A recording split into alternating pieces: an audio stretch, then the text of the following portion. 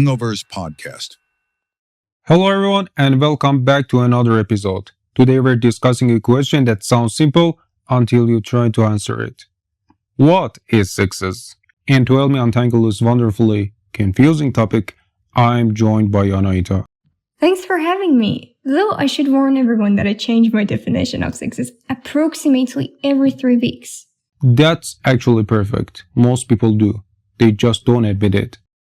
Exactly. When your children's success is getting good grades, then it's getting into a good university, then it's finding a job, then getting promoted, then buying a house. It's like we're running through checkpoints that someone else designed. Interesting. So you're saying success is often inherited rather than chosen? Yes, we receive a ready-made definition from society. Nobody sits us down and says, here are 20 possible ways to live your life. Instead, there's usually one path that gets advertised the most. The famous formula: education, career, marriage, house, retirement. Right, and there's nothing wrong with that path. The problem starts when people follow it without asking whether it actually matches their values. So how do you define success? I think success is alignment. Alignment? When your daily life reflects what you genuinely care about. For example, imagine someone who loves art but spends every waking hour chasing status. They might become wealthy and admired, but if they secretly wish they were painting or writing, something feels off. That's interesting because from the outside they might look extremely successful. Exactly, success and appearance are not the same thing. I think social media has complicated this even more. Definitely, we are constantly seeing highlight reels of other people's lives, vacations, achievements, awards, and celebrations. Nobody posts a picture of themselves questioning every life decision at 2 a.m. Which is unfortunate because that would be the most relatable content on the internet. I'd subscribe immediately.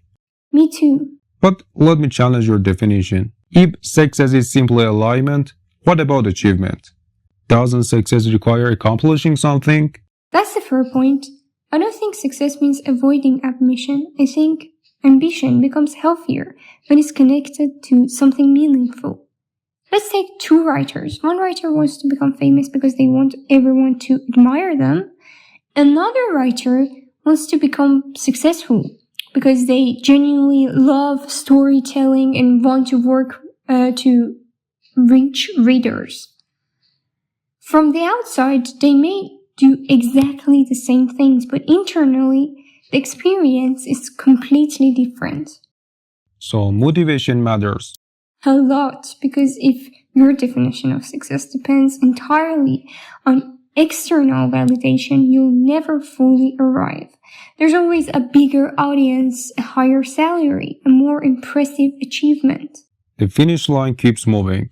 Exactly. It's like trying to reach the horizon. I remember reading that many people postpone happiness until they reach some future milestone. I'll be happy when I graduate. I'll be happy when I get the job. I'll be happy when I earn more money. And then the milestone arrives and the goalposts move again. Humans are surprisingly talented at turning dreams into obligations. That should be printed on a poster. Or maybe not. Then we'd start counting over whose poster is more successful. Fair point. Let me ask something more personal. Do you think your definition of success has changed over time? Absolutely. When I was younger, success looked very public. Awards, recognition, accomplishments. Now, I think more about freedom. Do I have time to read? Do I have meaningful relationships? Or can I write things that matter to me? Am I becoming the kind of person that I want to be? Those questions feel more important than collecting achievements. That's interesting because those aren't easily measurable. Exactly. We love measuring things because numbers feel objective.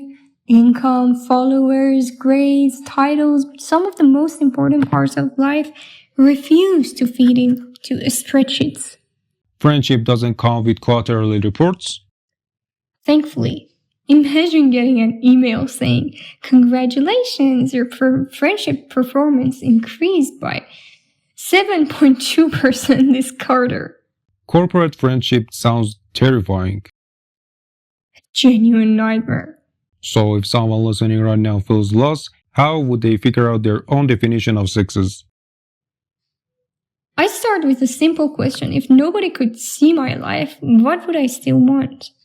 Take away the audience. Take away the applause. Take away the comparison. What's left?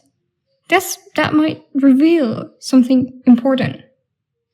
That's a powerful question. Because sometimes we're chasing admiration when what we really want is fulfillment, and those are not always the same thing. Before we wrap up, I'd like each of us to give a one-sentence definition of success. Anahita? Success is building a life that feels meaningful to you, even if it doesn't impress everyone else. I like that. My definition would be, success is reaching your goals without losing yourself along the way. That's a good one. Thank you, and thank you to everyone listening. We hope this conversation encouraged you to think about success a little differently. Until next time, take care. And remember, not every valuable thing can be measured. See you in the next episode. Lingoverse Podcast.